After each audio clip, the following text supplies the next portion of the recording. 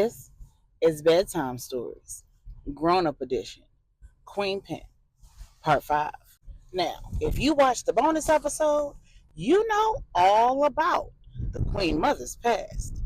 And you know that Angela's getting ready for her consultation with the doctor interviewing to join Marcia's practice. That morning, Stephanie wrapped up the packing for the move and decided to let Corey handle all the heavy lifting. She said, "Babe, I'm getting ready to head over to the hospital to visit my sister." He said, "Okay, we'll continue our conversation later on." Stephanie said, "There is nothing to continue, honey. I've already told you where I stand." Then she headed out of the house and went directly to her Uncle Manny's estate in Dallas. He'd flown in with his daughter as promised, and he's waiting to have that conversation with Stephanie. After greetings and salutations, Uncle Manny says to Stephanie, "So, I don't know if you know this, but my mother was the head of the Lopez family, not my father." Stephanie said, "What? No, I had no idea." Uncle Manny said, "Yes, she was the Queenpin. Our father was responsible for our legitimate holdings, but my mother was responsible for everything else. Our older sister, Maribel, was first in line to take over the family business, and my mother was grooming her to do just that when she was tragically killed. When I sought and got retribution, I took her place, and my father took my mother out of the game. He moved my mother and your father Angel to the States, and I became the head of the family. Based on the family hierarchy, my oldest daughter, Maribel, should be next in line, but she's refused. As I told you and your sister before, all positions in our family are voluntary. Miranda's not interested in the family business either. And my youngest son, Lorenzo, he's a tech genius. He lends his hand to the family business only when absolutely necessary. That means that Angela is next in line to be the head of this family." Stephanie said, "That'll never happen. My sister is on a mission from God, and she takes that very seriously. That doesn't include killing people." Manny said, "And I'm glad to hear that. However, I have to hear it from her." Stephanie said, "Understood. And when you do, how do we go about putting me in position?" Manny asked, "Is this something that you've discussed with your husband? And is he on board?" Stephanie said, "I don't need to discuss anything with my husband. I'm a grown woman." Uncle Manny said, "Stephanie, that's not how this works. Yes, in this family, the women lead, but only with the full support of their husbands. If Corey is not on board, are you prepared to get a divorce and give him full custody of your child? Single mothers don't run this family." Meanwhile, Pops Andy, Donovan, and Michael are wrapping up their fishing trip. They went out to the St. James family cabin at 4 a.m. and went out on the lake at 5. Pops Andy has given Michael his very first fishing lesson and given Donovan quite a few reminders. When Michael got his very first fish on the hook, Pops Andy said, "Now, grandson, you can't get into a tug of war with the fish. That fish is fighting for his or her life. You're in control. You don't need to fight the fish. Let the fish do all the fighting, and you remain patient. Give the fish some more line and let it tire itself out." Michael said, "But I thought you said if I give it too much line, it might get away." Pops Andy said, "And if you reel the line in too tight while the fish is fighting, you may very well lose the fish and the line." Then he looked at Donovan and said, "You already know what the fish is going to do. Let it do it. A fish that's caught and in pain will do anything to save its own life. The right fish will damn near jump in the boat. You don't have to fight it. Pulling on the line while a fish is fighting just inflicts more pain on the fish. Being hooked already hurts enough. Being a fisherman is a lot like being a man. It requires that you learn to pick your battles, son. You have to be willing to let some fish go.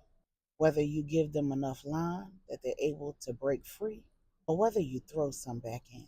Remembering that there will always be other fish. Some days you'll have all the fish you can stand, and some days you won't catch any.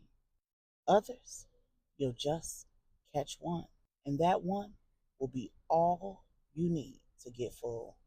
But no matter how many fish you catch, it's always a good day on the lake when you respect the process. When they finished fishing and started heading back to town, Donovan looked over at Pops Andy and said, "Take me by the jail."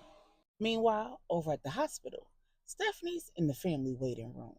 Between arguing with Corey and packing for the move, she's been checking in with all of her friends and family to let them know that she's back and Angela and the children are back and they're all safe.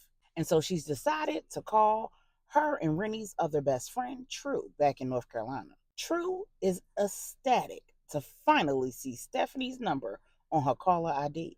True said, "Heifer, please tell me that you out of protective custody and all of this mafioso mess is over with, girl." Stephanie laughed and said, "Girl, yes, we are all finally back home, including Angela and the children." True said, "What, girl? I thought Angela and the kids died in the fire. Oh my God, I'm so glad they're alive." And then she just burst out crying. Stephanie said, "Now that's the reaction that I was looking for." True pulled herself together and said, "What you mean, sis?" Stephanie said, "Girl, when I told Rennie, she was pissed off that I had let her believe that my sister was dead." True said, "Wait, you talked to Rennie? When?"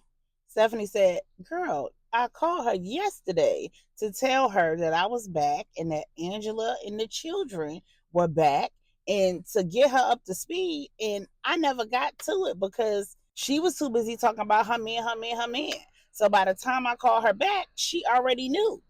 True said, "Wait a minute.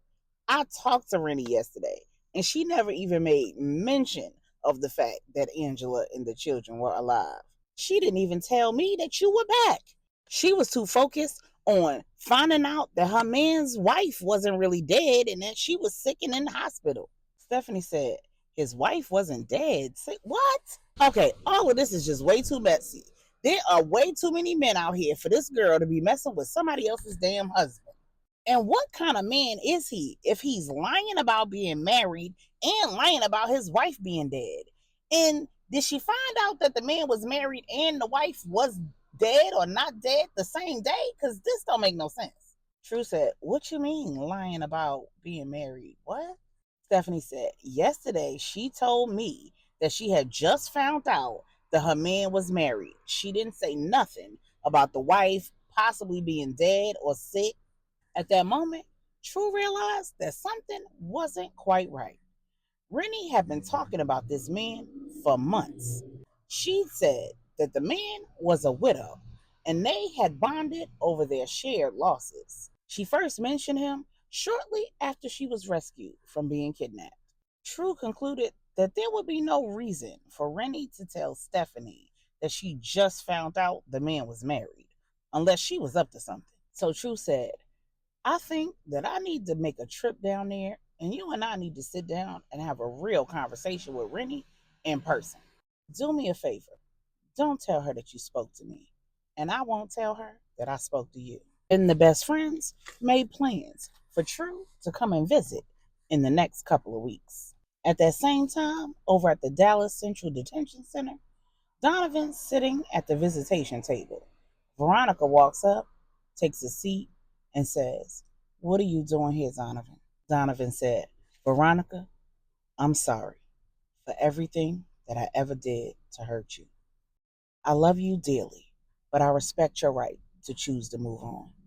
And I'm going to move on too. But first, I'm going to bail you out, no strings attached.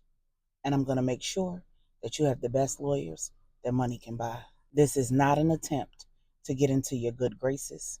I'm doing this for our daughter. Please accept my apology and this olive branch." Veronica said, "Just so we're clear, Donovan, you and I are not getting back together. Do you understand?" Donovan said, "I understand, and I received that. Are you going to need a ride home or are you good?" Veronica said, I'll find my own way home, thank you. Donovan said, you take care. He got up and walked out. About 2 hours later, Veronica left the detention center and was surprised to see that Donovan really was not waiting for her outside. After Pops, Andy, Donovan, and Michael returned to the estate, leaving the fish for the Queen Mother to clean and prepare for dinner later, they all washed up, and Donovan decided to go with them to the hospital. And when they got there, Q and Angela were wrapping up the off the record consultation with the visiting doctor. When Donovan saw the stunningly beautiful Afro Latina doctor, he was speechless. Q looked at him and said, you good, bro? Donovan looked at Q and said, I think I just saw my wife. Everyone chuckled, used to Donovan and his antics, and Maribel Lopez turned around, looked at Donovan and smiled, and said, hello, I'm Dr. Maribel Lopez, Angela's first cousin and her new OB. And you are? Donovan just stared.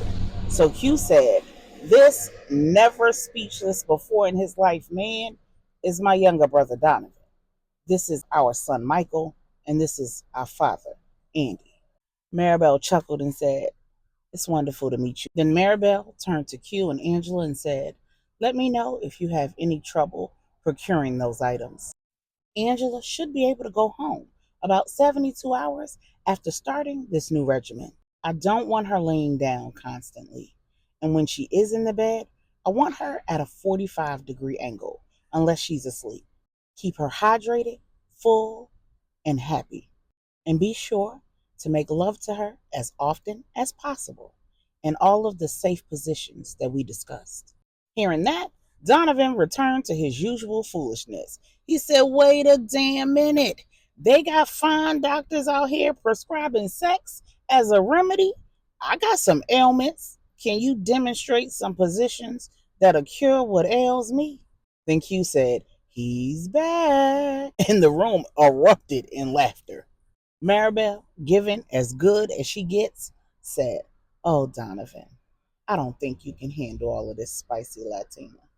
And Donovan, not missing a beat, said, oh, I love my food exotic and spicy.